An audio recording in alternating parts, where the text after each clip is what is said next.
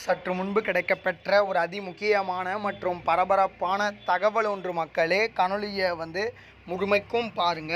தமிழகத்துடைய அடுத்த முதல்வர் யார்? சற்று முன் வெளியான அதிரடியான ஒரு மிகப்பெரிய ஒரு சர்வேவை பற்றி தான் அந்த காணொலியில் பார்க்க போகிறோம். காணொலிக்குள் போவதற்கு முன்பு இதுபோல் அரசியல் சார்ந்த உண்மை நிலவரங்களை நீங்கள் உடனுக்குடனே தெரிஞ்சுக்கணும்னு நினச்சிங்கன்னா நம்முடைய சேனலை மறக்காமல் சப்ஸ்கிரைப் பண்ணிட்டு பக்கத்தில் இருக்கக்கூடிய பெல் பட்டனை ஆலில் செட் பண்ணி வச்சுக்கோங்க. அப்போ தான் நம்ம போடுற ஒவ்வொரு அப்டேட்ஸும் பார்த்திங்கன்னா உங்களுக்கு நோட்டிஃபிகேஷனில் வரும். இப்போ வாங்க வீடியோக்குள்ளே போயிடலாம்.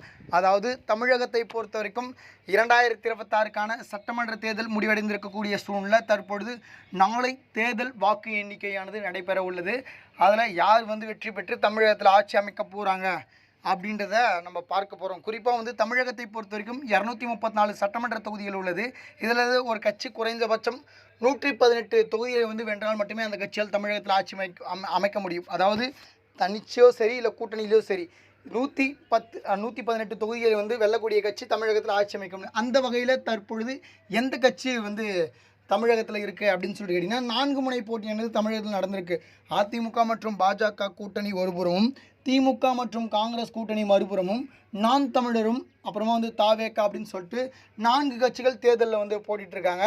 இதில் பெரும்பான்மையான தொகுதியை யார் கைப்பற்ற போகிறாங்க அப்படின்னு சொல்லிட்டு தேர்தல் முடிவுகளை தெரியும். ஆனால் இப்போ வெளியாக இருக்கக்கூடிய எக்ஸிட் போல்லையும் பெரும்பான்மையான அந்த கருத்து கணிப்புலையும் பார்த்தீங்கன்னா ஒரு பக்கம் அதிமுக முன்னிலை வகுத்துட்டு வருவதாகவும், அதிமுக பெரும்பான்மையான தொகுதிகளுக்கு கைப்பற்ற வாய்ப்பு இருப்பதாக பார்த்தீங்கன்னா ஒரு சில கருத்து கணிப்பு ஊடகங்கள் சொல்கிறாங்க.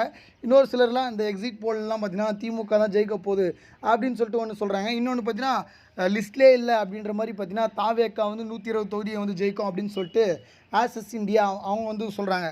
அதனால் நாளை தேர்தல் முடிவு இருக்குது சரிங்களா. காலையிலேருந்து தொடங்கும், ஈவினிங்குள்ளே பார்த்தீங்கன்னா யார் வெல்ல போகிறாங்க மதியத்துக்குள்ளே தெரிஞ்சிடும். ஆல்மோஸ்ட் கிட்டத்தட்ட பார்த்தீங்கன்னா 150 தொகுதி கவர் பண்ணிவிடுவாங்க. காலையிலக்குள்ளேயே பார்த்தீங்கன்னா மதியத்துக்குள்ளேயே கவர் பண்ணிவிடுவாங்க. அப்போயே யார் முன்னிலையில் இருக்காங்க, இவங்க தான் வெற்றி பெற போகிறாங்க அப்படின்றத தெரிஞ்சிடும்.